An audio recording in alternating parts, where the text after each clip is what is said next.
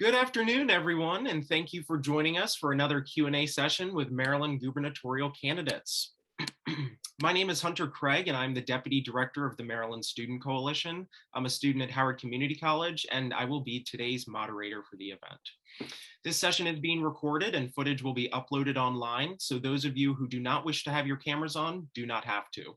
And so for those of you watching at home or joining who don't know what the MSC is, we are an education advocacy organization that pushes for proactive legislative efforts on the state and local level. Our group is composed of 100 secondary and post-secondary students hailing from 16 different Maryland counties. More information regarding our group can be found at the link tree in the description of this video. But before I begin, I would like to give the opportunity for the rest of the MSC leadership to introduce themselves. I'll go first. Hello, my name is John DePietro. I am also one of the founding members of the organization. I'm currently the director, and I go to American University in DC, but I'm from Columbia, Maryland. Hello, my name is Chris. I'm an associate director of the Maryland Student Coalition. I currently attend Princeton University, but I'm originally from Ellicott City, Maryland. Fantastic. So the purpose of these events is to provide students with an opportunity to ask candidates for Maryland governor their stances on various education and youth-related issues. Our topics will be focused on students' rights to free speech, diversity in curriculum, youth voter empowerment, addressing bullying and harassment, and the impacts COVID-19 has had on our school systems. Tonight, we are joined by Maryland Comptroller Peter Franchot. Mr. Franchot, we'd love for you to introduce yourself. Thank you, Hunter, very much. And you're looking at a 73-year-old student protester. It's what I've been my entire life. Frankly, I was at Amherst College in 1968, and I dropped out to work in the presidential campaign of Eugene McCarthy, a senator from Minnesota, who turned out to be kind of an uninspiring guy, but he was running to stop the war in Vietnam. So I dropped out of Amherst and went and traveled around the country organizing colleges for him. And he was the reason LBJ dropped out of the race, because he did so well early on. Gene McCarthy, as I said, he was a university professor. What can I say? He wasn't particularly warm with the young people. And but I forgot that in leaving Amherst, I would give up my student deferment. Back then we had the draft.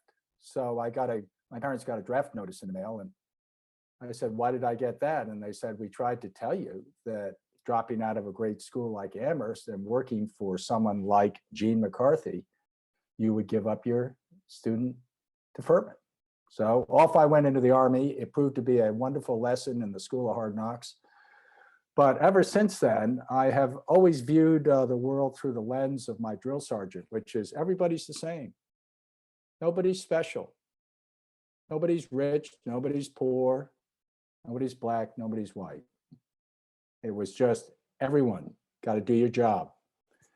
And it gave me a certain seriousness. I've spent I got out of the Army. I finished Amherst. Then I went to the Union of Concerned Scientists. I went to law school. I went to an environmental group in Vermont that I headed up. Then I went to the Union of Concerned Scientists, and I was one of the top anti-nuclear lobbyists in Washington. And a young congressman named Ed Markey hired me as a staff director. Ed is now the senior senator from, or maybe not the senior, but whatever he is, he's a US senator from Massachusetts and one of the leading advocates of the Green New Deal. So after that, I spent 20 years in the Maryland legislature on the Appropriations Committee, every day looking at the state's budget. The last 15 years, I've been your state comptroller, once again, looking every day at the fiscal condition of the state. I am the chief tax administrator now. I am on the Board of Public Works with the governor and the treasurer. We vote on hundreds of millions of dollars, for example, every year for universities and colleges, HBCUs, but billions of dollars in state contracts. So I'm not only collecting the money as a tax man, I am spending the money on the Board of Public Works. I will be chairman of the Board of Trustees of the state pension system, a $70 billion fund that helps our public pensions that we pay our public employees.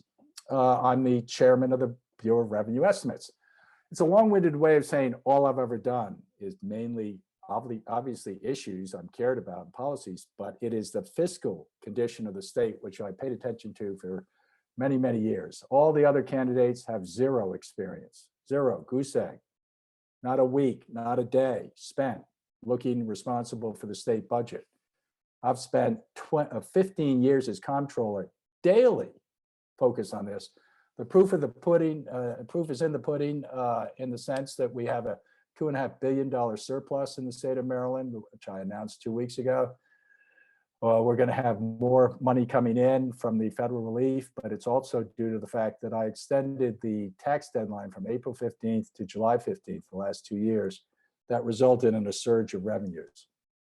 So I stand out as a fiscal expert with nobody even close to it in the Democratic primary.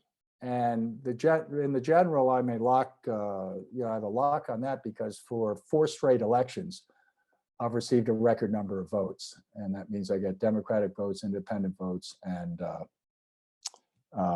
Republican votes.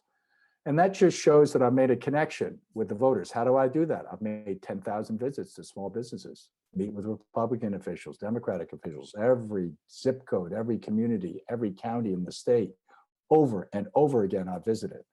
So people know me. They say, hey, we know you, we like you. Can you be comptroller and governor? Okay, no, obviously I can't. So I'm giving up the comptroller thing. I'm not term limited. I'm going to be the next governor because I have a connection to the voters. And that is so important these days. And you guys should have relationships with people like me. I'll give you my cell phone. So just take out your phone and put it in, please. It's 301. This is my personal cell phone. 301 area code, 332-1961. I'm keeping the same number when I'm governor. And I want you guys to connect with me. I don't answer it unless I know your name. So get in my contact list. And but let me just say that the whole point of what I'm advocating for leadership, we are all into customer service at the comptroller's office. We operate like a Swiss clock, get $3 billion in refunds back within 2.5 business days. We answer 800,000 phone calls within 60 seconds. We are all about fraud. There used to be a lot of fraud. We now have very little. If you contrast that with state government right now, you would have to say that people have lost confidence, trust in their government because people don't pick the phone up and answer it. So the first three months as governor, I'm going to fix every pothole in the state. I'm going to pick up all the trash along state roads, and I'm going to have every state agency answer the phone within 60 seconds. That's a test where I'm testing myself with the public and saying, look, government is competent. Then we're going to do a number of things, create 100,000 new jobs, primarily for people that have been unemployed a lot. Secondly, we're going to create an incentive program for 100,000 young people, young adults like yourselves to come to Maryland. Why? Because we're getting old and we need young people to be prosperous. How are we going to attract folks like you? We're going to say if you, after graduation, live and work and pay taxes for 5 years, we'll forgive your student debt. Thirdly, we're going to provide healthcare, access and affordability. Once and for all, we're going to have clinics in urban areas within a 15 minutes walk, and in rural areas, a 15-minute drive. Anybody can go to an affordable expert clinic. On K through 12 education, which is broken right now, it's producing kids that don't have the skill and knowledge to deal with the modern economy. And they lack self-confidence because they know that they haven't gotten the kind of education they need. So we're going to change that through an affordable curriculum reform called project-based learning. And we can talk about that because we're going to combine it with getting rid of the standardized tests, except for the SAT, because kids have to go to college, or those that want that test. Get rid of the standardized tests so the joy of teaching is back in teaching right now. And then finally, we're going to create hundreds of thousands of new homeowners by guaranteeing mortgages for low-wage earning families. These are folks that traditionally have to pay a huge, prohibitively high down payment because they're considered to be high-risk loans. We're going to put the state of Maryland in as a backer for several 100,000 of them. Each home ownership will be a path to the middle class. The point here is that we want to change the image of Maryland from a state that is kind of uninteresting to something that's interesting for young people all over the country. So come and help me. I mean, I am a Democrat that's like a unicorn. They don't come along like me anymore. I've been in politics for 35 years. I'm a grown-up student protester. I believe in speaking out for people that lack voices, or when they do speak, nobody listens to them. The leadership of the party somewhat often tells me to just shut up. And they kid me and say, the only thing quiet about you is the T at the end of my name. And that's because I've kept the same perspective you guys have. I know you're interested in diversity in the curriculum and student protests. If you want to see what you're going to look like at age 73, take a picture of me, because that's where I am. So come and help me. I'm not an establishment candidate. I'm not chair of the DNC. I wasn't in Obama's administration. I didn't do muck-a-muck this, muck-a-muck that. I simply know the budget inside and out, and I have the empathy and the compassion. And I've done these pledges, which no other candidate has done, if you can believe it, in the Democratic Party, because you got to print it. It can't just be on your website. You have to print it. And then the Black Caucus said, we want a Black agenda. This was back in August. I was the only candidate out of 9 to give them a Black agenda called a level playing field. And we can send you this also. So I'm the real deal. I'm energized, committed. I've got a great campaign. Hannah Thompson's on it. And you guys are all welcome. And I don't forget my friends. Thank you. I'm happy to take questions. Thank you so much, Mr. Franchot. So the way that this event will run is very simple. Once we begin the Q&A, each attendee will have the chance to ask questions regarding education directly to Mr. Franchot. We ask the candidate to respond to each of these questions within 1 to 3 minutes, just so we have enough time for everyone. And we will start with questions from our associates and senior associates, and if time pertains, we'll open the floor for discussion on any topic. And to ensure an orderly flow, I ask all participants to please click the raise hand button in the lower right corner of your screen before turning on your mics. This will prevent any interruption. So without further ado, let's get into the Q&A. Do we have any starting questions?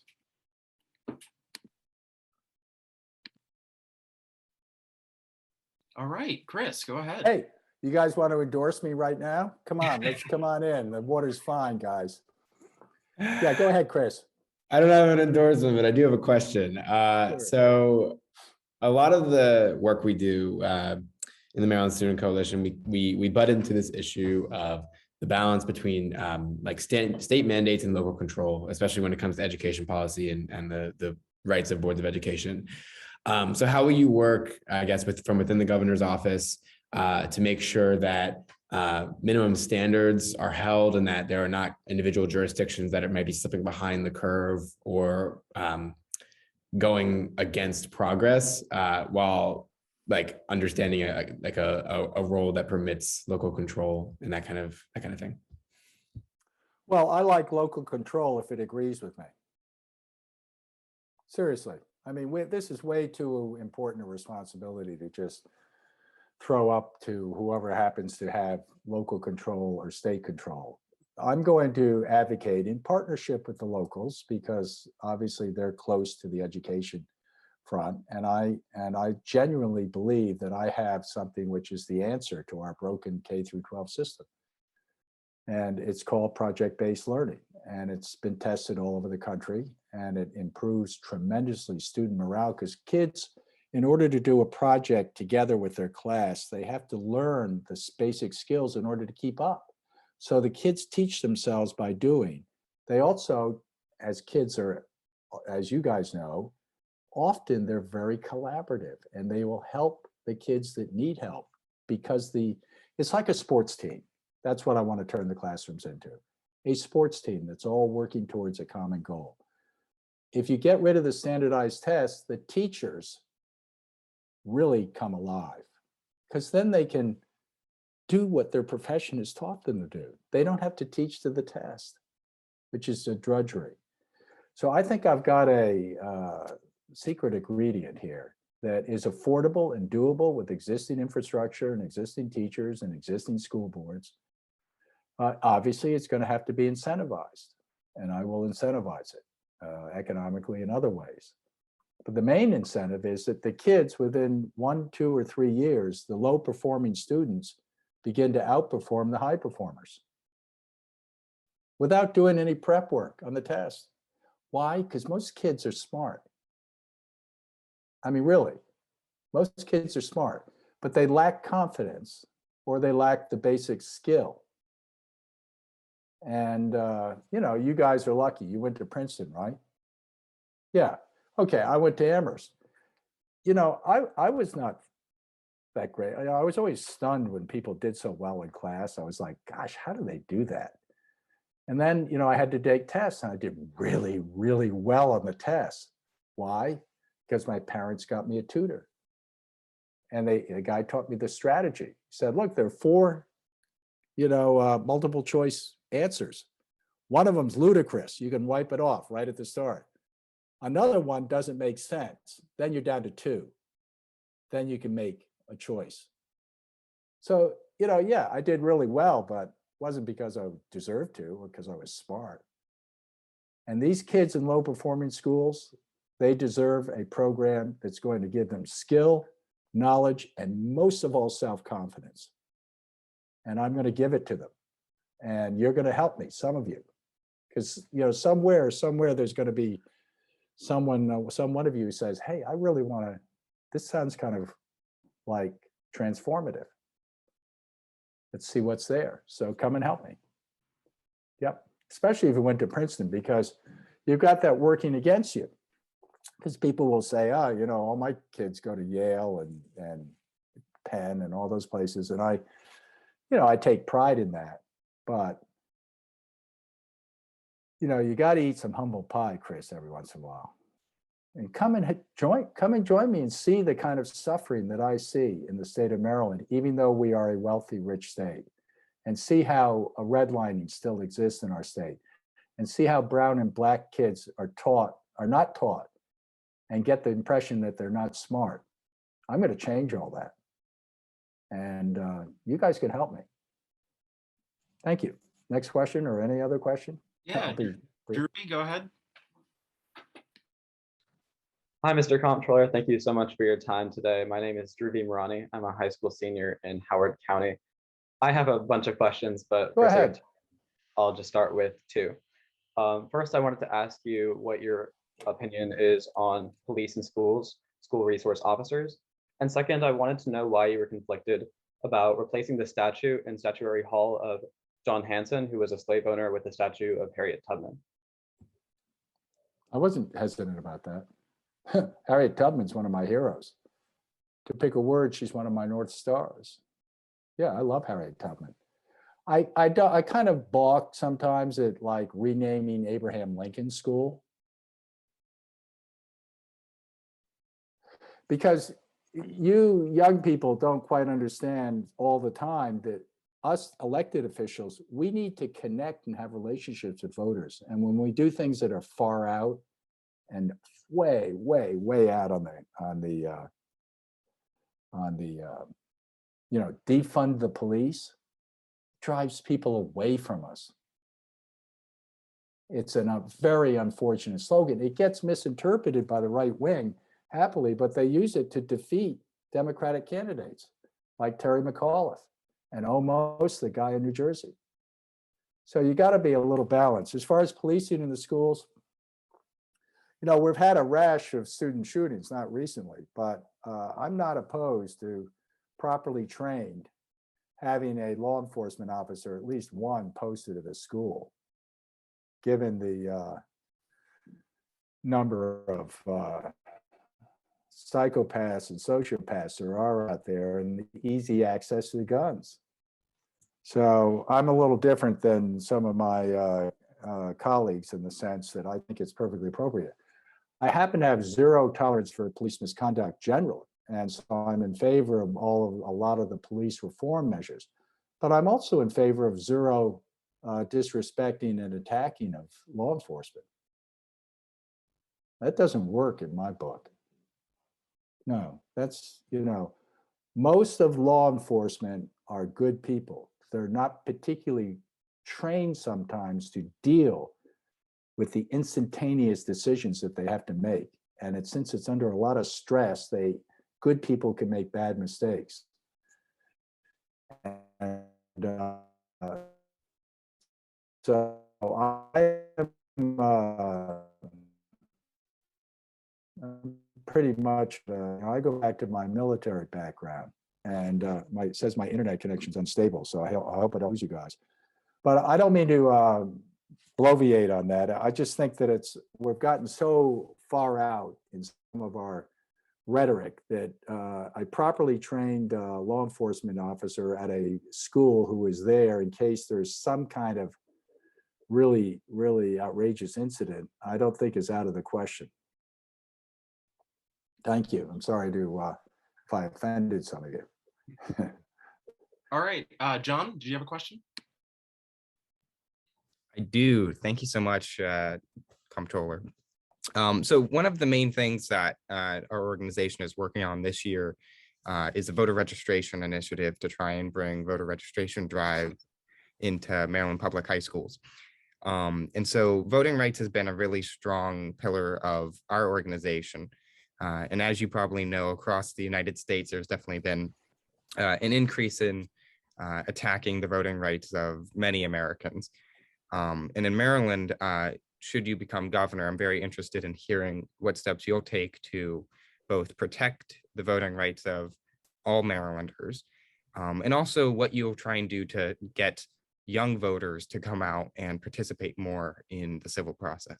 Yeah, that's a fair question. The first day as governor, I would announce as the leader of the Democratic Party, Governor Franchot, because that's typically what the governor's title is as far as party politics, that as of immediately, the Democratic primary in all state elections will be open to so-called unenrolled independent voters. These are 800,000 Marylanders, many of them young people like yourselves, who have reservations with the Democratic Party. They see us as not fiscally responsible, and reservations with the Republicans. They see them as hopelessly harsh on social issues.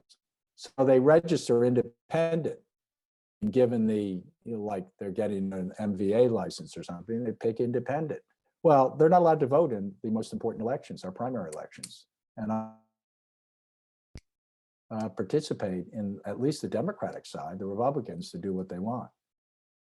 And that would prove, I think, to be very beneficial to the Democratic Party. A, it would add to our forces, and B, it would also give us added perspective. As far as the situation around the country, you'll notice what happened in Virginia, right? I mean, we kept ranting and raving about Trump, and we got clobbered. It's because we don't realize where the voters are. And the voters want something that's uplifting and positive and optimistic, sunny. They don't want ranting and raving. So I'm a little, Maryland is a state that I believe in. Everybody should be able to vote. So universal mailing in ballots, et cetera. Obviously, I don't believe any of the voter suppression things that are going on around the country. And this is, very troubling to me. However, in Maryland, most of that is non-existent. But we do have other big challenges, which I would submit for you guys to think through. As far as what I would do immediately, it's opening up the Democratic Party with open arms, putting out the red carpet for people who are right now, 800,000 or 900,000 of them unenrolled. What an offensive name that is, by the way, unenrolled. Can you imagine that? That's what we call them officially, not independents. We call them unenrolled. Anyway, that's controversial in my party because the party bosses want to keep control of the voters. Sorry if I have some sun on my face here. So, you know, the bosses know they can't bully me because I am who I am. And when I say I'm a unicorn, unique, I am. 35 years. That's lots of skill and knowledge about insiders and how they operate. But I'm an outsider. Like you guys. You're on the outside looking in. Even Chris Princeton, you're looking in. You're watching. So come on with me. And that's where 99.9% of the voters are. They don't like Annapolis bosses. They don't like people coming and saying, this is what you have to do. You have to howl at the moon, stomp your feet, say how bad people are. No, come to me and help me out. You know, we're marching into the light, which I see reflected on my face. Okay, go ahead. What else you got, Hunter? Yeah, so I had a quick question. So as you mentioned earlier, there's a $2.5 billion surplus from your office going into the state. Now, if you are elected governor, would you perhaps consider allocating some of that funds into the COVID recovery plan? For instance, giving money to maybe less fortunate or school systems that don't have as much money going into their. Well, I just want to preface this by saying the issue in all of our policies, it mistakenly becomes an economic one where people say, just give us more money. We've done that year after year after year. It doesn't work. Government is not good at giving money. We have terrible infrastructure. I'm going to have a blockchain hackathon, which is now a couple of months from now, where we experiment with blockchains to show how they can become good delivery systems for things like the $14 billion in unemployment checks that were sent out by the state, 2 billion of which went directly to crooks and fraudsters. Think of that. $2 billion, taxpayers' money, went to fraudsters, should have gone to unemployed people. So we're very good at spending money. We're not very good at delivering it to people who actually need it. And I believe that the not-for-profits, the churches, the faith institutions actually do a better job of feeding people and taking care of people that have suffered from COVID than the state or the county or the municipal governments. I would take, when we're really talking about this one-time only surplus money, it's $2.5 billion in the bank now, another $2.5 billion from this fiscal year we're in, and the new fiscal year starting July 1st. So it's a total of $5 billion. I would take half of it and put it in the rainy day fund because we're not quite sure where the economy is going to be a year from now. And then the other, I'd take $900 million and give $2,000 survival checks to 435,000 families of low wage earners who have kids. I know who they are. They're in my tax database. They're not crooks. They're just poor people, not poor, but they're low wage earners who are suffering grievously as we speak. You and all of us are more or less okay. I'd take another billion and put it into daycare, child daycare, so that the low wage earners get some kind of free daycare, which is a big impediment for getting them back to work. And then the other $500 million or so could be allocated out to issues that you guys and others find acceptable. But yeah, I'm tight with a dollar. I'm a Democrat through and through. I love the principles and values of the Democratic Party, but I'm not a robot, and you guys shouldn't be. And never let anybody tell you that it's good to be a partisan, like somebody who hates the other side. Don't get into that. You know, one of the great things that Tocqueville showed, 150 years ago whenever it was he visited the US, said it's amazing how Americans all over the country get along with each other. So it's, come help me because I'm seen as a happy warrior. People like me. They say, hey, this guy is like a rational functioning adult, kind of like my parents. your parents, I mean. Yeah, that's who I am. And come on and help me. I'm serious, every single one of you. And we'll do great things together. I see we only have 3 minutes left, so if there's a quick question, I'll take it. Yeah, Dhruvi, I see that your hand's up. If you can maybe try to give it as quickly as possible, and if I can get a minute response. Sure, thank you so much. So as I'm sure you know, there are student members of local boards of education across Maryland with varying degrees of voting rights, with the majority of them having partial or no voting rights at all. I was wondering how you feel about recent pushes to expand their voting rights and allow student members on boards of education to vote on issues like personnel and budget.